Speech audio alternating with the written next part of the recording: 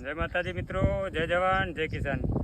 ચોરી વાપવાનો ટાઈમ હવે આવી ગયો છે અને ચોરી પણ વાઈ દીધી છે. જો ચોરી ઉગી પણ જઈ છે અને હવે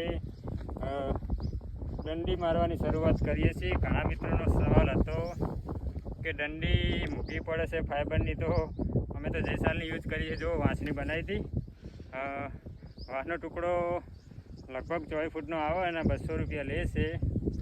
અને એમાંથી અમે 6 ફૂટના 4 ટુકડા કરી એમાંથી આવી દંડી બનાવી હતી અને એની જઈ સાલની આ વર્ષે યુઝ કરીએ છીએ.